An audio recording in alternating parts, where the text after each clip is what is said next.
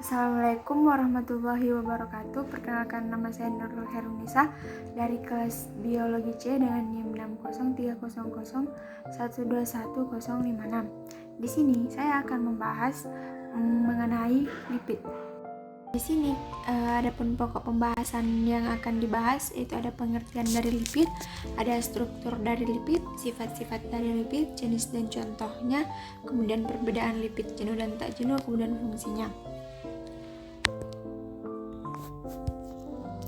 Nah, secara pengertian, lipid adalah sekelompok senyawa non-heterogen yang di dalamnya itu meliputi asam lemak serta turunannya.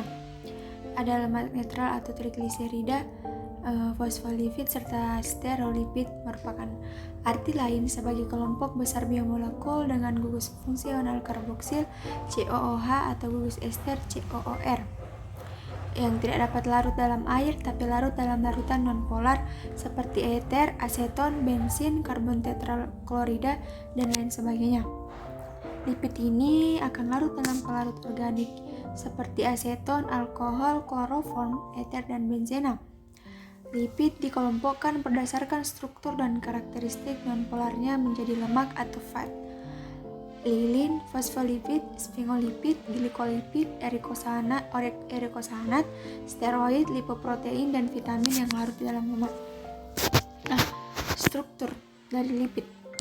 Penyusun utama lipid merupakan trigliserida, yaitu ester gliserol dengan 3 asam lemak yang bisa beragam jenisnya. Rumus kimia dari trigliserida adalah CH2COOR, CHCOOR, CH2COOR. Asam lemak penyusun lipid ada 2 macam, yaitu asam lemak jenuh dan asam lemak tidak jenuh. Nah, sifat-sifat lipid. Sifat lipid yang pertama yaitu hidrolisis dari lipid akan menghasilkan asam lemak yang berperan pada metabolisme tumbuhan dan hewan. Yang kedua, lipid tidak larut dalam air tetapi dapat larut dalam organik atau benzena, eter, aseton, kloroform, dan karbon tetraklorida. Lipid mengandung unsur-unsur karbon, hidrogen, oksigen. Beberapa jenis lipid juga memiliki kandungan nitrogen dan fosfor. Lipid tidak mempunyai satuan yang berulang, tidak seperti karbohidrat dan protein. Fungsi dari lipid sebagai sumber energi, pelindung organ tubuh, pembentukan sel, sumber asam lemak esensial, alat pengangkut vitamin larut lemak, penghemat protein, memberdasarkannya, dan kelezatan menjaga suhu tubuh. Jenis dan contoh lipid. Senyawa-senyawa yang termasuk dalam lipid ini terbagi dalam beberapa golongan.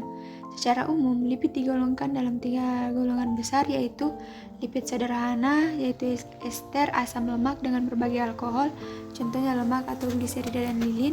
Kemudian lipid gabungan, yaitu ester asam lemak yang mempunyai gugus tambahan, yaitu fosfolipid dan cerebrosida.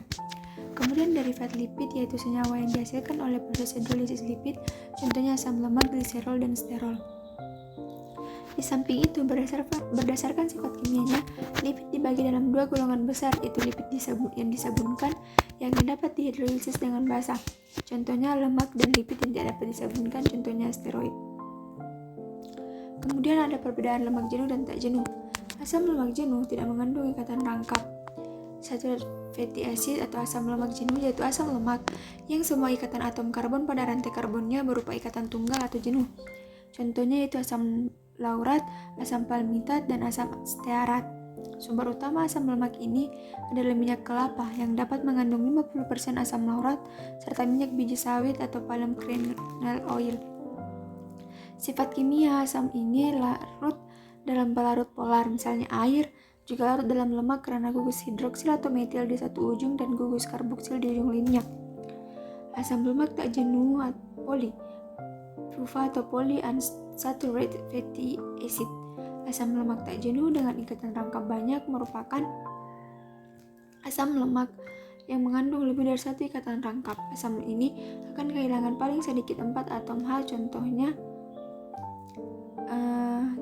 asam linoleat. Sifat kimia dari asam linoleat adalah tidak larut dalam air.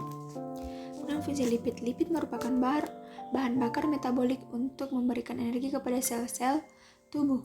komponen struktural membran sel, komponen pembentuk insulator untuk mengurangi penurunan panas tubuh, menghemat protein, memberikan rasa kenyang dan kelezatan, meredam dampak benturan pada organ tubuh, dan komponen pembentuk hormon. Baiklah, itulah tadi pemaparan materi mengenai lipid. Terima kasih atas perhatiannya, kurang dan lebihnya mohon dimaafkan. Wabillahi taufiq wal hidayah. Wassalamualaikum warahmatullahi wabarakatuh.